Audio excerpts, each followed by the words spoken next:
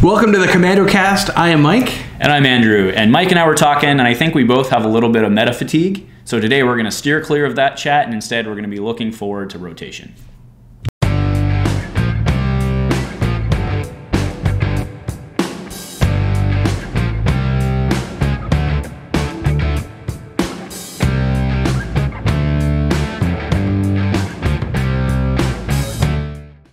All right, guys, so today we want to talk upcoming rotation, what Mike and I are hoping to see, maybe not expecting, but hoping to see. But first, Mike, how's your week been? Week's been good. Just jamming a ton of games of Destiny this week. Grinding. I actually have a regional on Saturday in Lacey, Washington. Joseph and I are going to go up, and I think Brenton's going to go as well, okay. And maybe a couple other people. But I'm just dealing with some real bad indecision on what to run. Mm-hmm. And that's kind of my standard for me. Like I always there's 10 decks that I want to run, and it always seems like it comes back down to, whether I want to run the best deck or the deck that I want to play. So sure. That's kind of where I'm at right now. With that. Sure. Yeah, so we had some Monday night dice throwdown. We took some vids, which are up on the channel. Yeah. I actually had a weekend off, went and did some family stuff, and I get this weekend off again doing some other personal stuff. So it's good to have a break because I'm personally kind of tired of things right now. So let's kind of go into that. I think Mike and I were chatting before this, and we kind of started this channel off with the kind of charter to be something different, right? Which is speak not just towards the super high competitive player, but everybody else, right? And I certainly feel that in our last several episodes, we have not been accomplishing that goal. I would say that's correct, yeah. So why do you think that is? Well, I mean, aside from bad planning on my part. we're both competitive players. Mm-hmm. Like we like to win, but we also like to think.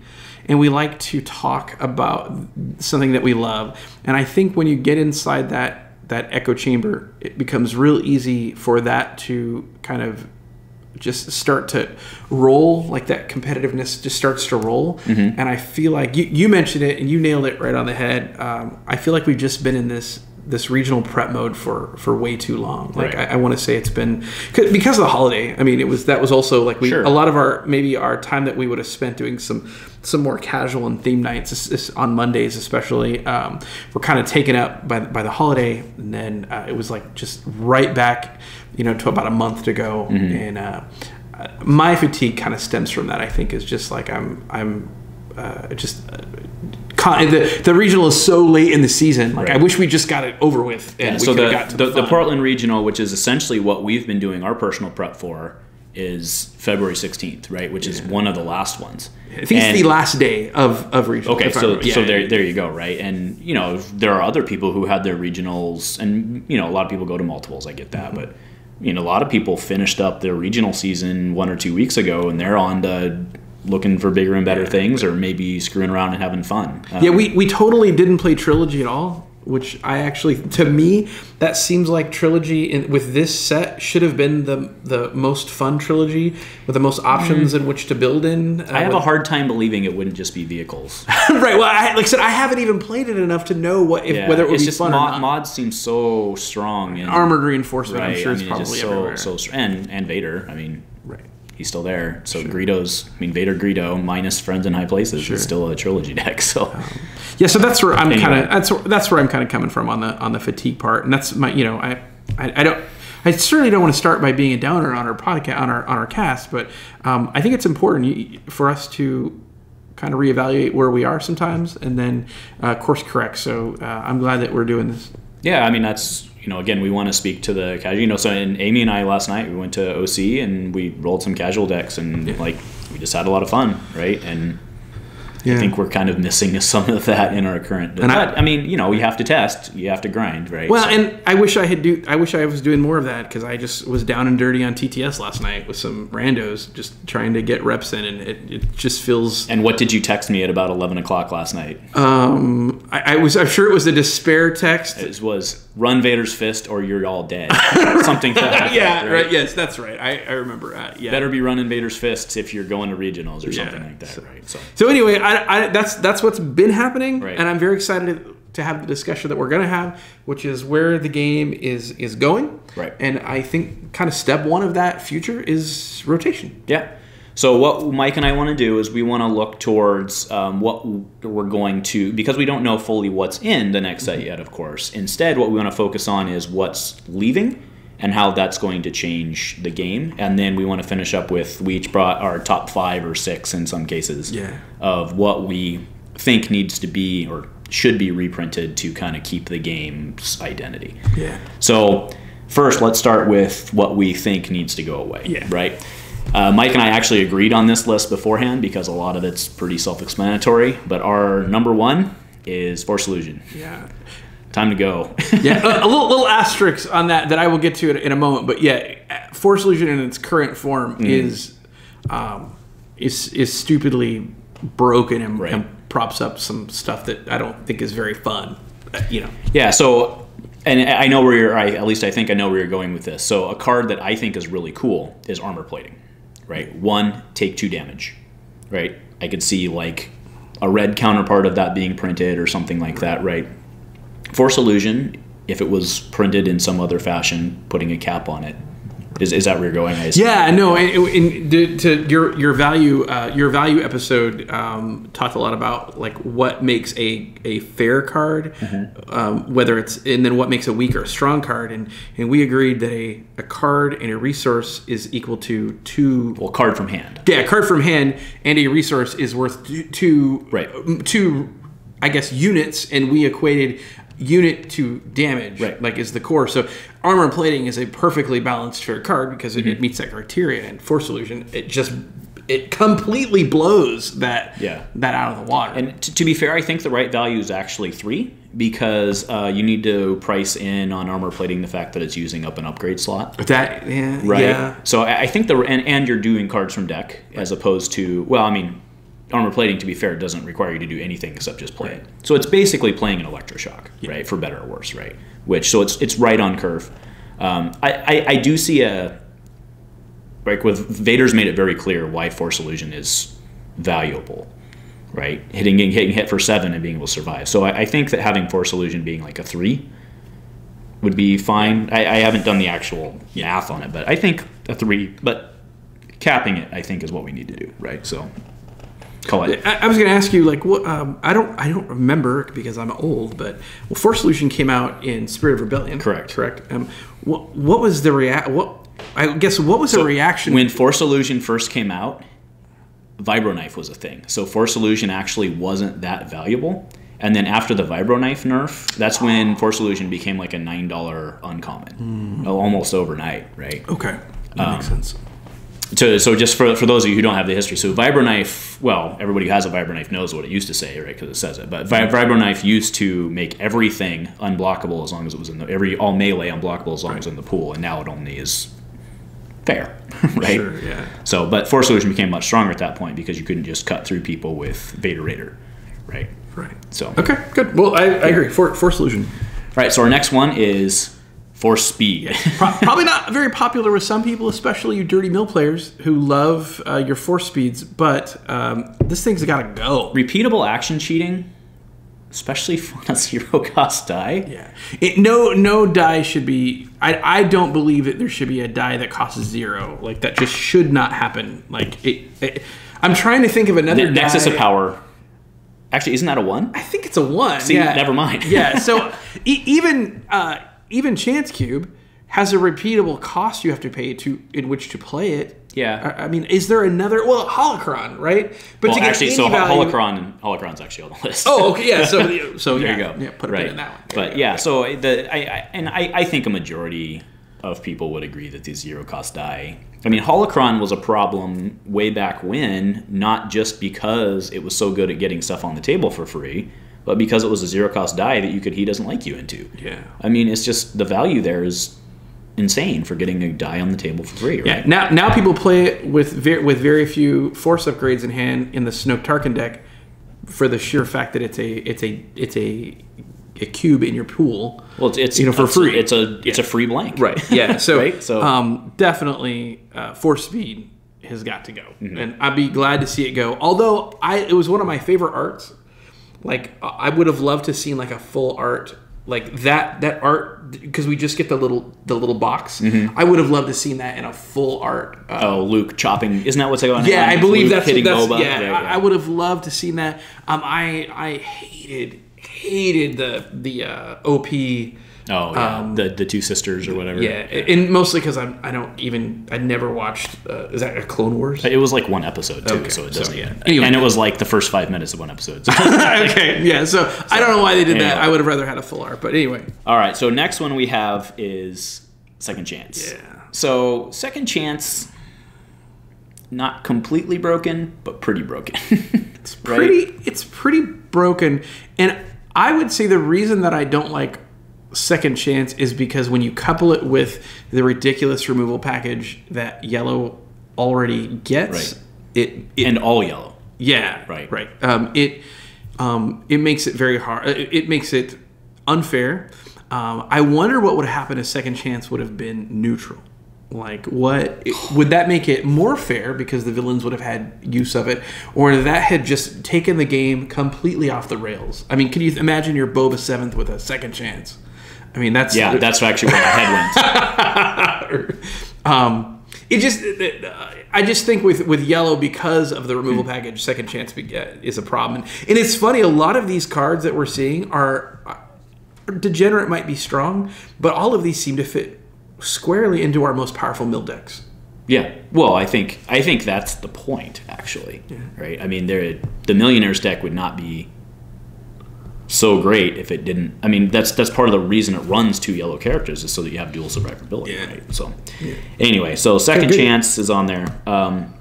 Next is Holocron, which we kind of already talked about. Really, it's not really. I think. I mean, we're not seeing a ton of Holocron anymore for the force power angle. So I don't know that itself. That was super killer back in the day, right? Go ahead. So my problem with Holocron is that it really limits the design space for force powers because of its sheer existence, and I hope that they don't ever plan on repeating that mistake with. I don't know. Like, I always assumed there would be maybe some sort of hero counterpart at some point. Like, but thank God it has never come up. But I think because of that, I think that's one of the reasons why some of our force powers have seemed a little out of. I don't want to say out of reach, but just I think they had to hamper them a little bit because of Holocron being around. Yeah, maybe so. I mean. But we're still not seeing a ton of it, and money's not exactly like that. Always in Awakenings, that used to be the challenge: is getting it and having enough money to roll in the power, and then that's why it was so killer. Is on the next turn you'd roll it in, you'd hit the special, roll in your Mind Probe special. Your opponent hasn't been acted yet, and Holocrons. When Holocron came out, though, money was a big problem. Like because we just had Awakenings. That's what I'm saying. Some of these hard cards, to find the money. Yeah. Some of these cards would be completely unplayable if it wasn't for Holocron, and now it's just like now we have people dropping 4 cost fire sprays, round 1. Yeah, with enough money to still reset it. Correct. Yeah. All right, so the next one we have, I'm actually going to skip to the bottom one because we forgot to mention this, but it's definitely on the list, is Friends in High Places. Oh my god. Friends in High Places gots to go. Dude. Like, what were we thinking? Well, we weren't thinking of Vader, right? I mean... No, I mean, fair enough, right? But I remember Derek. Derek DeJager has always run, like, those weird, like, love to get my ATST decks, like, since Spirit. Yeah. He's been running those. And it all used to be okay because you could kind of blow him down or control him. But, like, that card with Vader, no. It's gone. Yeah, if they wanted to if they wanted that card in the game, I think it would be okay if you had to spend the dice to play it as well, almost like make it a bingo. I was gonna say make it a yellow villain Destiny or something, because that's a really fair card. Like, you were spending stuff to get that. Yeah, and it's still advantageous, right? Because maybe in that case you're tossing like a 2 discard side or something like that to buy an ATST or something, right? So yeah, Friends in High Places is the worst card. I don't know what they were thinking. Gots to go. Conversation over. All right, last one. This one's probably the most self-explanatory of all of them because it's already been nerfed. Hyperspace Jump. Yeah. Hyperspace Jump. Gots to go. Yeah. Hyperspace Jump is so funny because it has been in every single Degenerate like deck that they had to nerf. Not Yoda Leia. True. Yeah, that's true. But I mean, like, if you look back at, Maz and Maz, right? I mean, it was in Sabine Ezra. Like, there's all these decks where, and that's post nerf, right? I mean, remember one of the top tier, the Godfather of Destiny right now, named his podcast after the very first broken combo in Destiny. Yes. Or named their site, their team, whatever, right? So anyway, I think that's pretty self-explanatory. That one needs to go. I do want to do a side note, though. I like Retreat, and I think Retreat is fair. I would actually like to see Retreat or something like it reprinted. I also really like the flavor of Retreat. It's like, I'm going to play Retreat, you get to take an action. The theory being, I'm running away and you can claim the battlefield. Like, I love the flavor of that. I agree. Right? Or I turn my back and I'm running away, shoot me. Right? Like, I think that's great. I'd like to see Retreat. It also, I think it adds a layer of decision making that Hyperspace Jumps does not. Hyper's just done. We were playing a game the other night. Oh, you just rolled in 11? Gone. Yeah. We were playing a game the other night where I had friends in low place your hand, and I noticed that you had a Retreat. And that caused me to roll in my vehicle as my first action, and then you immediately retreated, and I chose to resolve my 5 indirect as opposed to claim the battlefield. So anytime a card creates more decision points, I think it's a good thing. I agree. Retreat's one of my favorite cards. Yeah, I would like to see, and that's the caveat. I don't think that saying because Hyperspace ruined the game that saying all round enders are bad is a smart move. So. All right, so, with all that said, how do we think that Force Illusion rotating is going to change the game? I feel like it's going to really lower the power level of blue overall on all archetypes. My least favorite archetype is Mill, and I think anytime you cut the survivability of Mill down, it is obviously gets weaker. So I'm very excited about that. So I think you'll see a general decrease in power. Does Vader get stronger?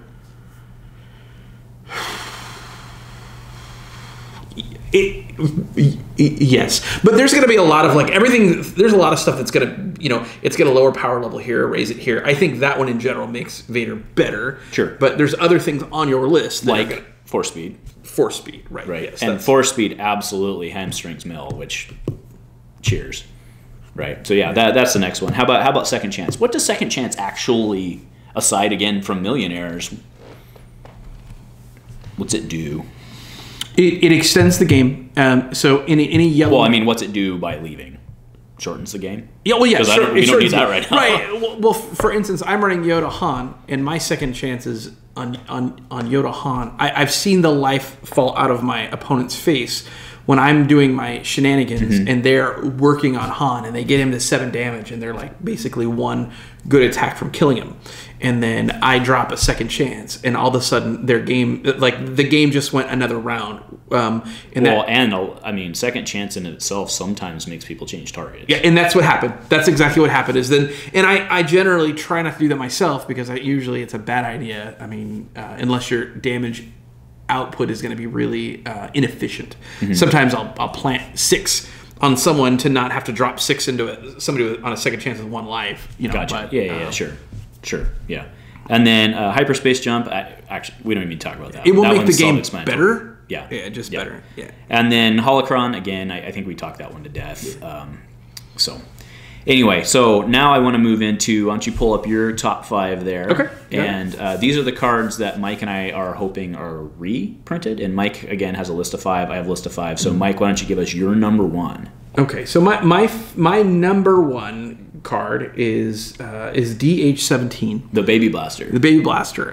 The reason I picked DH17 is because red gets so little love. Yep. It is a great 1 cost upgrade that lets you ramp into other things. It's classic Destiny.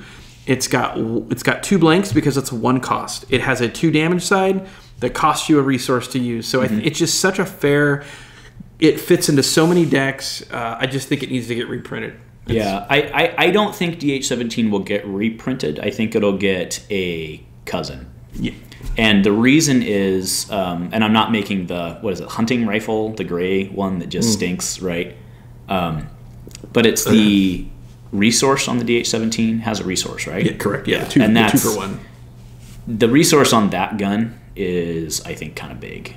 So I bet I could foresee it getting a cousin that doesn't have. No, you mean a resource side? It does not have a resource side. No, it's a shield. Yes, it is a shield. Yeah, okay, it is not a resource side. I'm sorry. That's important because so then that's maybe okay. I thought you meant the pay side. No, it has a pay side, but it does not have a resource side. The other thing I would like to see, and you and I talked about this back in like Spirit, like pre-store Champions of Spirit, like I would like actually to see like a baby blaster version of a melee weapon. Yeah. Right. So maybe with like the focus on the Jedi and stuff in this next set, maybe that's what we'll see instead. Yeah, I kind of thought that's what they were going for with like stun baton. That seemed like a really excellent spot to do, or a dagger, like some sort of stiletto, or just something that was like a pocket knife. Yeah, or a switchblade. Right, the Star Wars equivalent of a switchblade, right? Switch saber, whatever. Yeah. So okay, fair enough. So my number one is Holdout Blaster. Oh yeah. Is there a more fundamental core card in Destiny than Holdout Blaster? I don't think so. It does all the things that you want to do. It ambushes, it redeploys. Yeah, it's great. It's great, and it's gray neutral. And you know what we've seen is that at least in Legacies, right? They did the Hidden Blaster. They've pretty much acknowledged that you need a gray gun of some sort in each set. I'd like to see Holdout Blaster come back. What I'm fearing is that they're going to start skewing away from ambush guns because of the mistakes they made on Cad and Sabine. Right. So instead of owning that they screwed up on Cad and Sabine, I'm afraid they're going to be like, oh, well, those characters were fine. It was just because we had too many ambush guns. Yeah. And we've kind of already seen that on Donderbus, so I'm really hoping that's not the decision they make. Yeah, it doesn't have ambush, but you can activate after you... Right, so it's effectively ambush, but it's what they wanted ambush to be, right? Which is play a gun and correct. Get in Yeah, it's not what they the wanted it to be. So I'm a little afraid that that's how they're going to... like. I think a lot of us would agree. I'm of the position that they made a design mistake on Sabine. They made a design mistake maybe on Cad, maybe not as bad. But I really hope that they don't internalize those mistakes instead of saying... or I hope they internalize and own those mistakes instead of saying... no, it was because of all these other bad designs before our design. Right. That's what I'm hoping. So we could convert this into a gun control podcast about controlling who you're going to blame for a bad ambush weapon. Right. So my my number 2 is also Holdout Blaster. So we already had that. So I'm going to move to my number 3. Okay. And I will start going first now. And this one might be a little weird. I'm going to say Outer Rim Outpost. Which is a battlefield. Oh, I didn't actually think about battlefields. So Outer Rim Outpost, for those of you maybe who haven't been around a long time, here's the problem. Outer Rim Outpost is from Legacies. Oh my gosh. Okay, well let me just say that when it rotates again, I think cards like this are important, and I think the reason is because it gives you something else to play other than Theed. Mm-hmm. Like it does reward quick battlefield control. I think I would like to say it's on par with the power of Theed. It just gives you the resource at a different time, but it has an extra card draw. Yeah, which is what makes it not on par with Theed. Right. Because you take it at the end. So I'm just saying, and I guess I could probably say the same thing. It's Moisture Farm. Yes. Right. So I would probably say Moisture Farm because I think it's there you go. Fair. It's fair and it's pure Destiny. It's I got done first.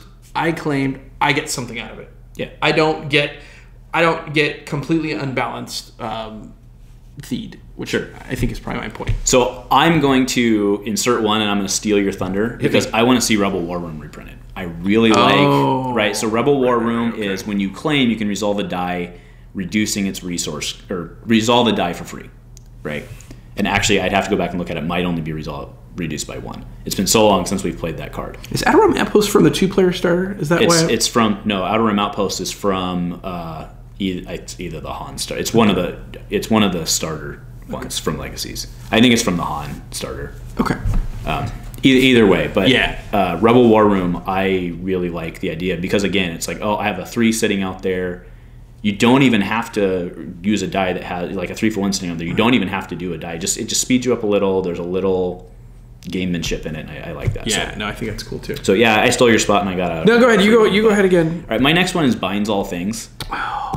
If Binds All Things doesn't get reprinted, Blue Hero is screwed. Blue is Blue.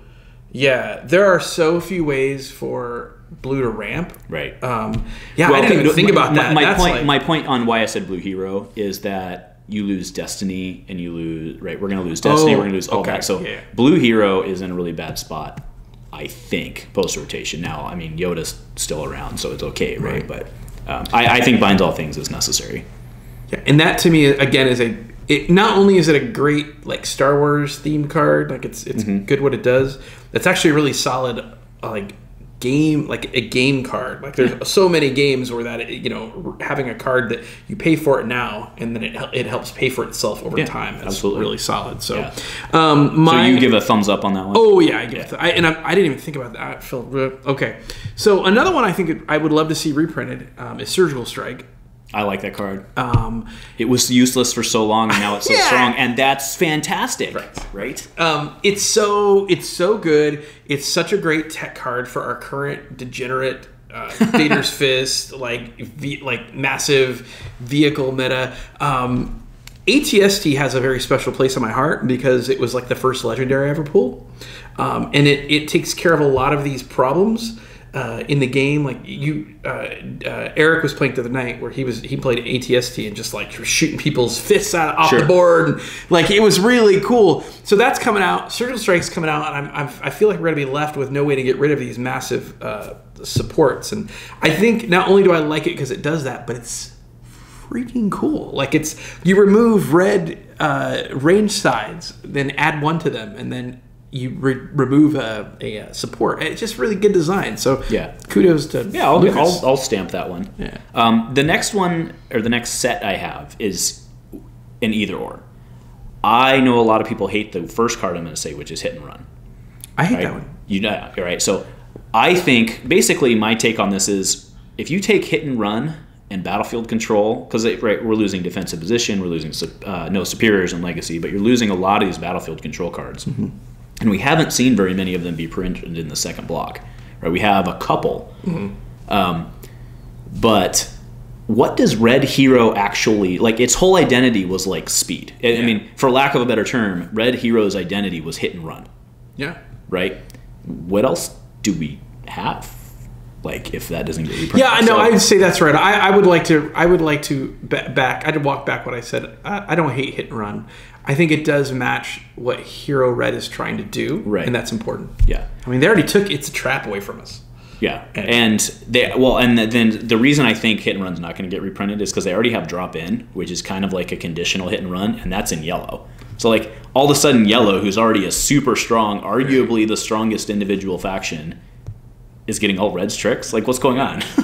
And if you notice my list, the three of my things were really what Red Hero likes to use, or Red in general, DH-17 Holdout Blaster and Red Hero Surgical Strike. And even that card has just started to kind of see a rebirth because of all the stuff going on. So then the follow-up on, because I would like to see Hit and Run reprinted, I don't actually think it's going to get reprinted. I would like to see Wingman get reprinted. Oh. So Wingman, right, if you put it on a red character, when you activate a red character, you can activate that character. Right? So it rewards the mono red dex. It gives you mono red speed, basically, right? Yeah. Or at least if you're running a 3-wide dual red speed, whatever, right? So and it's neutral, it goes both ways. It's fun. I like it. It's thematic and it uses an upgrade slot. It's a 0-drop, but I think that's perfectly fine. Yeah. So anyway, I want to see something. I guess the point of my argument is I want to see something that maintains red speed, because it seems like that's its identity. Okay. Go ahead. You've got a couple ahead of me, so let's keep hitting on your list. Yeah, so my next one is Shoto. I really think Shoto Lightsaber is a very well-designed card. It's neutral, so it goes both ways. I don't think it's overpowered. It's always been in a lot of decks, but I don't know. What do you think about Shoto? It's just fair. I think it's fair. Exactly. Thank you. It's a good, well-designed, balanced card that can fit in any lightsaber deck. I'm not asking for Ancient to get reprinted. It doesn't do a damage. I just want Shoto. Like it doesn't do damage in activation. So if there's no shields on the board, it can't take its shield. Sure. I mean, if you have no shields, it's a really well. I agree. Yeah. Please reprint that one. Great. The next one I have is All In. Great fundamental card in this game. Like, I get it. when you get all in, sometimes it's super frustrating because you're like, oh, I didn't see that coming. But again, action cheating is not an unhealthy thing. Repeatable, free action cheating is an unhealthy thing. Like, Tactical Mastery is a perfectly fine card. All in is right up there. Right? You know I love all in. You know, I love it. I love it. Right. I knew you weren't going to be fighting me on this one. Here's the problem with all in with the upcoming sets. Everybody has a 2 focus. Everybody and their sister has 2 focus. Yeah, that's fair. On their dice at this point. That's actually quite fair. And that just, you can't, like... Well, you know why, though, right? It's because a 1 focus is basically worthless, right? Not when it turns into 2 focus. Well, right, okay. No, you're right. You got me. You're right. I think the 2 focus... It's interesting that they've started adding all of these 2 focuses to all of these dice, because 2 focus to me, that indicates a very tactical leaderish card. Like Leia, Heart of the Resistance, should have a 2 focus. Thrawn. She does, right? Right. So she does. Yeah. Thrawn, 2 focus. Oh, Snow, yeah, absolutely. Thrawn, I could even see the argument for a 3 focus. Right. On Thrawn. So I don't see like we're, and I'm trying to think. Kit Fisto. Kit Fisto was a battlefield commander. Sure. I mean, all the Jedi technically were. Right? Yeah. So you kind of lose me a little bit, like when you give Iden. Iden has a 2 focus. Yeah, well, she's a squad leader or whatever. 4 people. Like, she should have 1 focus. Okay, well, like I'm just saying, like there's some. So I don't like all the 2 focus on everybody, and I think all in is we're going to lose all in because they've decided to start adding 2 focus. Yeah, I think that's a fair argument. I don't think we're going to see all in reprinted. I think it has a place, or maybe it needs a cousin, whatever, right? But I think something only having impulsive after rotation.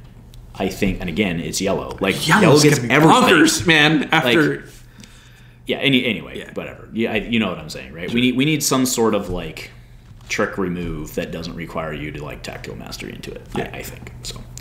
Right. So I'll go do my last one. Okay, so I have this one has a little bit of a caveat. So follow me here, because we've already said that we don't want Force Illusion reprinted. Mm-hmm. I would like to see a Force Illusion cousin get reprinted, and it could be Force Illusion just with different wording on it. But to me, the main problem with Force Illusion is it should either be blue character only, and Chirrut. That's stupid that it did work on Chirrut, or it should be spot blue to play. Like the fact that it can just be in your deck and then anybody can play it. I mean, the only blue character should be able to do that would be like Leia, because she's well, I can see I like the spot blue, right? Because I can see the thematic argument of like, oh, I made you invisible, so I get it. Fine. So and the reason I actually didn't even think about putting a damage limit on it. I think that's a very smart move, because you could spot blue up to if 3 is mathematically fair, we'd have to figure it out. But whatever the correct number is, that's my proposal without having actually thought about it. Yeah. So I just think because what you said is, does it make Vader stronger? It makes anybody. It makes Shadowcaster stronger. It makes anybody that can hit you for 8 damage. Mm-hmm. I think the most we can get off a modified die. I mean, we've seen like you get hit for 6 is pretty common anymore. The most is 7, right? Well, I can chain multiple. There's a 4. Oh, yeah. I can chain multiple together, right? I mean, that's true. But I just think there's got to be, if you put a limit on it, I think it's still a good card, and it would help extend the game. Sure. This whole drive to make the game as short as possible, I don't necessarily like. To be fair, I don't think that is the drive. I mean, didn't Jeremy come out in that interview with Covenant and be like, "Yeah, I kind of want to extend the game a little bit," or am I remembering incorrectly? Because it kind of feels like they're like, yeah, we'd like the game to be lasting a little longer, like maybe 1 turn longer. Wasn't that Cole's joke? He's like, let's make the game longer. FFG, let's make the game longer. FFG, Vader. Right, yeah. Let's make it fat and then give all of these massive kill cards. Right. Like they could just rock you off the table.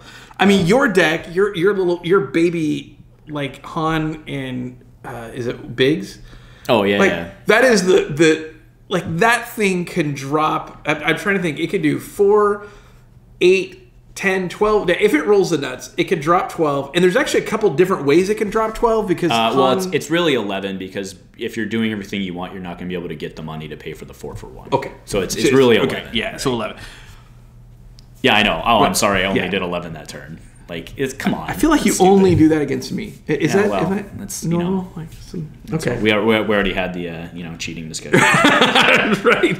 All right. So that's my weird hot take for solution. You could change it to something else. Yeah, fair enough. So to wrap us up, again, I have another group because I couldn't decide on one, but I want to see a lot of the core removal from Awakenings block get reprinted.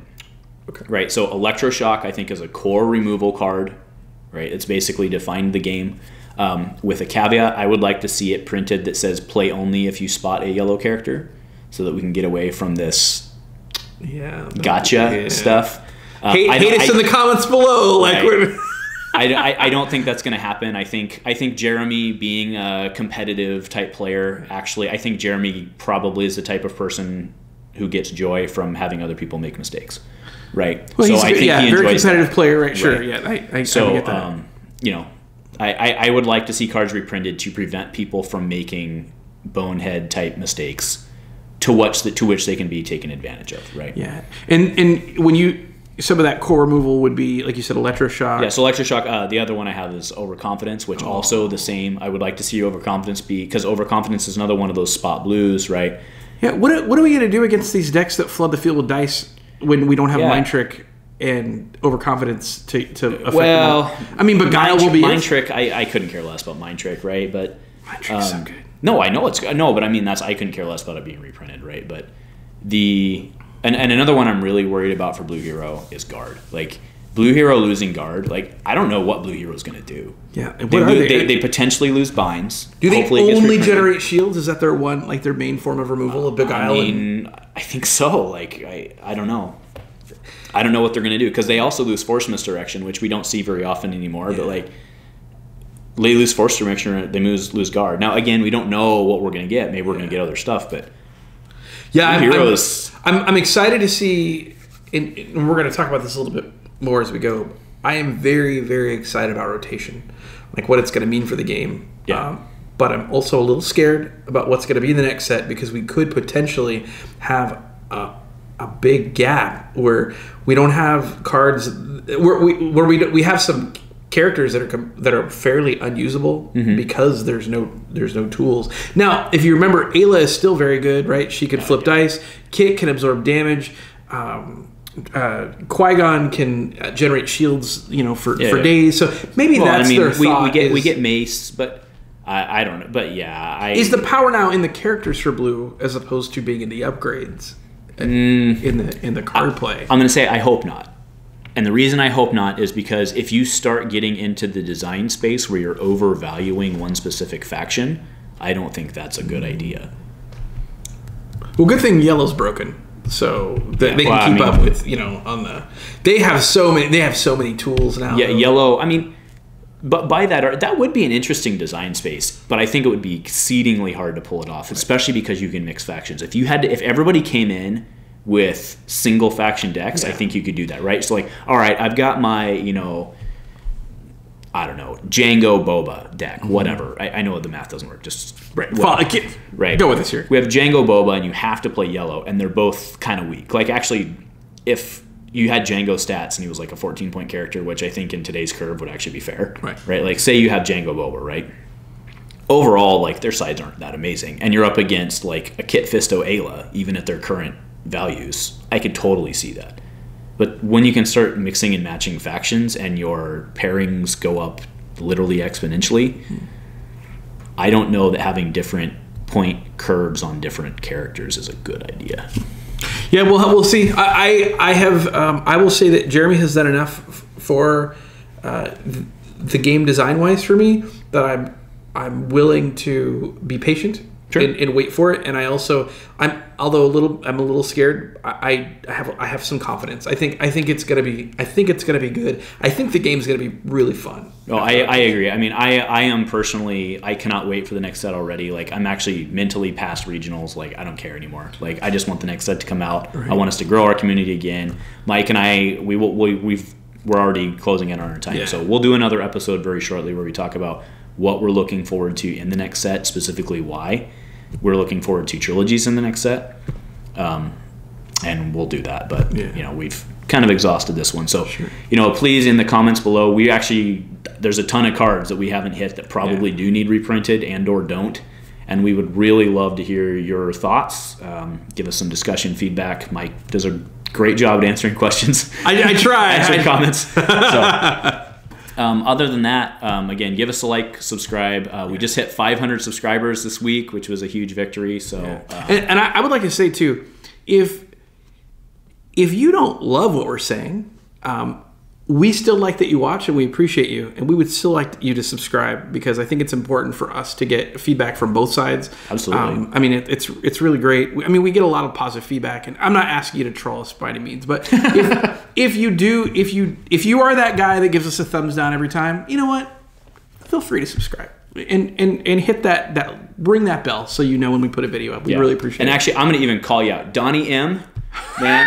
You're our first. You actually made us smile because you're like our first official troll, right? Yeah. So Donnie, if you're out there, just subscribe, man. I looked at you. You've subscribed to Mike Rudin, who hasn't put up a video in like 6 months. Give us a subscribe, bro. So we got it. That's it. We're done. So yeah. Anyway, do you have anything else you want to plug this week? Just real quick. We had a little discussion about getting new players.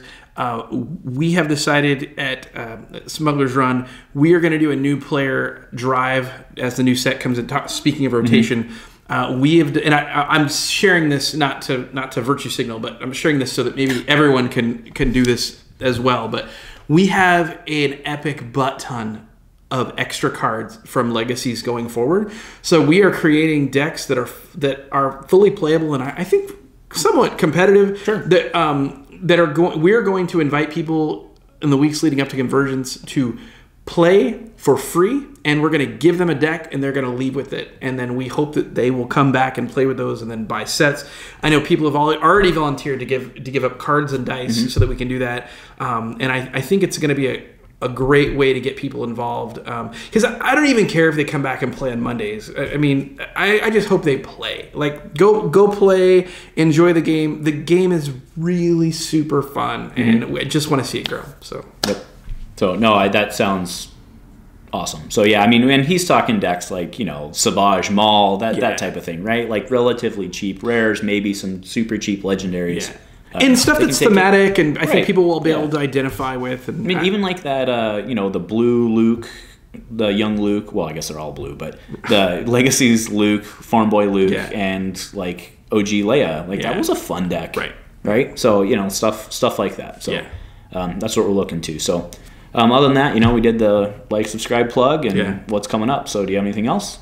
Go Commando. Go Commando.